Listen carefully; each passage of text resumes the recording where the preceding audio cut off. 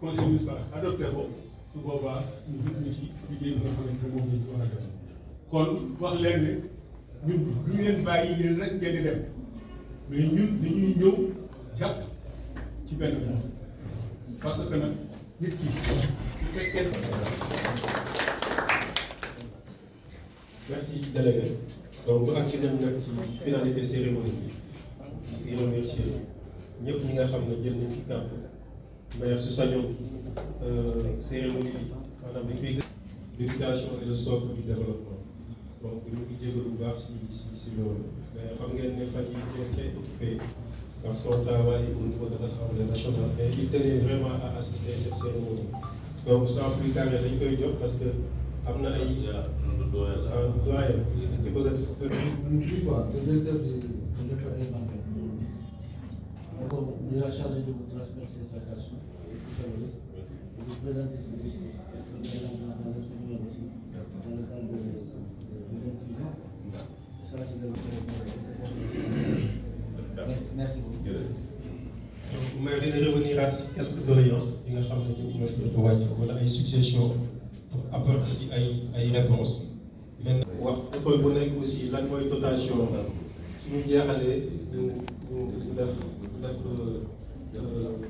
joxe loo yi école bu nekk ñu yokk loolu donc di féliciter bu baax aussi Modou Fall nga xam ne moom moo doon tourner cette série.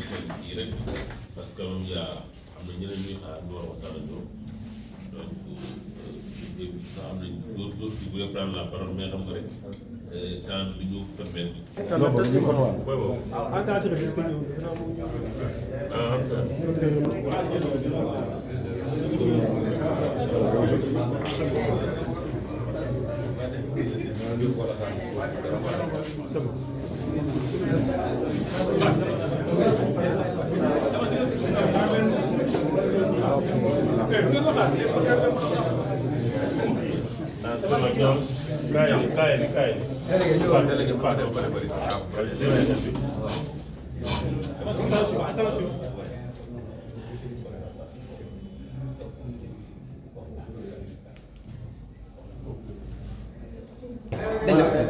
Voilà, monsieur le maire, vous avez procédé aujourd'hui à la remise de fournitures aux différentes écoles dans la circonscription de la commune de Guinaras.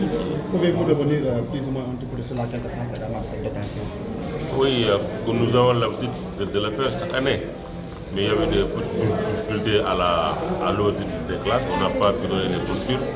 Mais quand même, nous avons pu discuter avec les enseignants, avec la commission d'éducation, de donner vraiment des matériels pédagogiques avec l'ensemble des écoles publiques, les deux écoles publiques, l'école, le CEM et vraiment les écoles associatives et privées. Ils ont reçu vraiment de la créer des matériels pédagogiques comme les règles, les compas, les doubles décimètres, les rapporteurs, mais aussi du papier blanc. Et maintenant c'est une nouvelle formule que les établissements vraiment utilisent beaucoup maintenant le papier. Et on en a payé beaucoup quand même pour donner aux écoles. Okay. Il y a combien d'écoles bénéficiaires et le montant de... Il y a au moins il y a les deux écoles élémentaires à Pix et Oumar Diop. Il y a le CM, il y a 14 écoles privées et associatives. Donc l'ensemble de ces écoles-là vont bénéficier vraiment de l'appui de la commune pour un montant de 3 millions et quelques. Donc pour cette école-là. Alors vous avez évoqué une question cruciale, à savoir le problème du lycée. Alors vous avez promis quand même son ouverture d'ici l'année prochaine. Oui. Comme ça, le lycée est occupé de doléances. J'ai pu contacter vraiment le ministère de l'Éducation. Je n'ai pas eu la chance d'avoir ce lycée-là. Mais finalement, avec le paquet, le projet que la mairie de Guinaras suggère, on a pu quand même faire un marché. Quand même, il a déjà gagné. Il reste maintenant à commencer les travaux. C'est que dans maximum dans un mois, les travaux vont commencer. Comme ça, d'ici l'année prochaine, donc on aura le lycée de Donc les enfants de Guinaw-Rail, dès le bas âge, vont poursuivre jusqu'à pratiquement au lycée. Les enfants feront le jardin à Guinaw-Rail, l'école élémentaire, le secondaire et le lycée. Ok. Inch'Allah. Mais monsieur le maire, les écoles ont émis quelques doléances, surtout au niveau de l'école Omar Dia Diouf. Comment comptez-vous remédier à cette situation? Oui, on va régler la question du nettoiement. Même là, il y avait même d'autres problèmes qu'on m'avait sollicité. C'est quand même les endroits et construits. Nous avons fait un autre marché avec une entreprise qui va venir faire vraiment, qui viendra satisfaire la demande de l'école Oumodia. En tout cas, nous allons s'y atteler. Alors, hier, à l'Assemblée nationale, vous avez porté un plaidoyer, je dirais même qui dépasse le département de Pikine. Monsieur le maire, est-ce que vous pensez que ça va être réalisé? Oui, parce que quand même, nous sommes là-bas pour ça, hein. Nous sommes des députés du peuple, nous sommes issus vraiment du département de Pikine. Quand nous sommes là-bas, il y a les ministères sectoriels qui passent à l'Assemblée, on doit porter la voix de Pikine. J'ai parlé vraiment des cimetières de Pikine.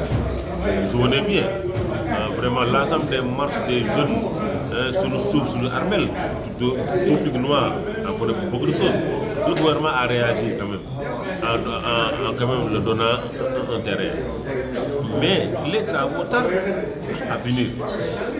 Je suis parti il n'y a même pas 10 jours à un enterrement au niveau des cimetières.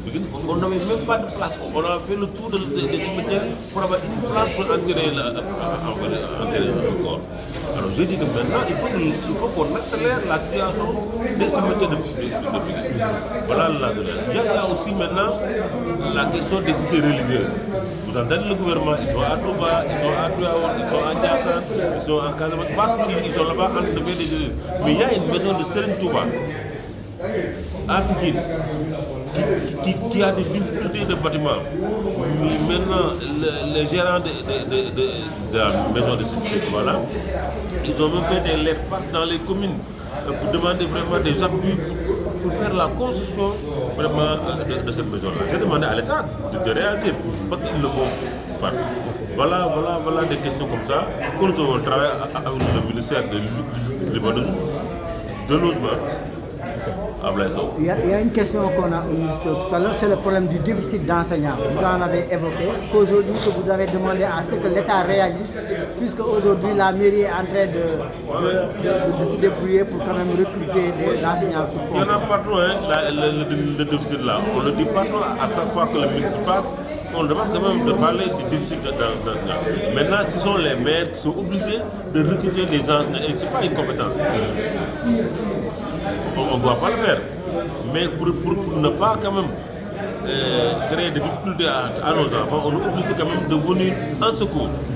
Donc nous avons fait à limite. Maintenant, ils ont promis que les enseignants qui sont pris par les communes, si tu vois qu'il y a des documents avérés, le ministère va continuer quand même à faire des contrats spéciaux, etc.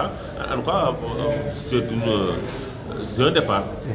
C'est un départ. Ok, monsieur le maire, tey jii ñu ñëwoon fii ci Guinaw-Rail jox ay dotation matérielle pédagogique école yi mu nekk dañ am habitude xaalis bi ñu ko toll ak ñoom ñoo si bénéficié woon. waaw dañu am habitude di ko def chaque année mooy bu dee jàng tey mais avec les difficultés ren ku ne xam ne y a un peu de difficulté ñu xaw a am retard yu dee jàng tey waaye teewul bàyyi suñu xol ci école yi parce que suñu mbir la boobu ñu dox moo suñu bopp moo tax jël nañu décision jënd matériel pédagogique mooy li nga xam ne moom la ñu jàngalee ci école mooy craie couleur mooy craie blanche muy papier muy règle muy double muy rapporteur bu nekk ay matériel xam ne école dañ ko soxla ñu jënd ko vraiment dox.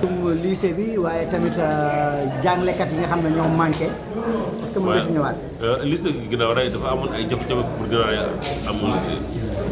doy naa ko partout mais finalement ak pakaseen bi nga xam ne moom la ñu gouvernement bi indil fexe naa ba ñu am xaalis boo xam ne dina mat dafa benn lycée laata nañu marché bi am na entreprise bu gagné dans un mois les travaux moo démarré dem commencé incha allah booy ko ubbee ça fait Guinaw-Rail am na maintenant lycée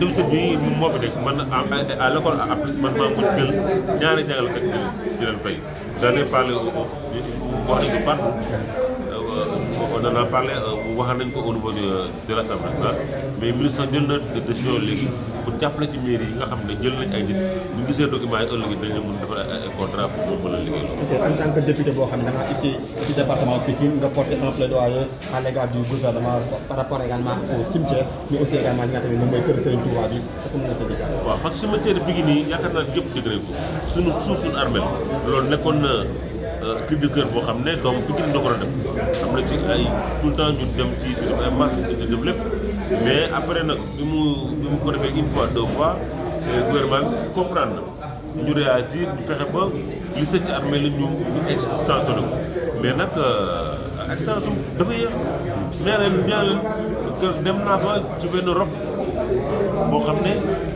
dañu am difficulté pour rob fa da ngay wut am benn pour mën a gis benn place or que extension bi ci côté léegi nañ ko gaawal ndax dee moom la xaar noa dee du xaar donc mais nañ gaawal affaire bi mu pare ñu mën a côté liggéey bi. Kër Sëñ Touba gi soo demee gouvernement bi ñu ngi dem partout à Touba à Tivaouane à Ndiassane laay foo dem fekk nga fa kër ñu def fa loo xam ne ñu ngi jàppale ñi nga xam ne mooy kër gi nii mais Kër Sëñ Touba ci Pikine boobu ñëwee sa terrain dafay daw dafa nekk kër bu baax bu mag waaye dafa des ci liggéey bi ñi ko yor nañu ngi góorgóorlu ñu ngi def le maximum aussi temps yii dañoo bind ay lettres demande ay ndimbal pour mu commencé dañ ci di au ministre quand même d'appuyer cette région là ñu dimbali leen dañ jàppale leen loolu incha allah bientôt dina commencé.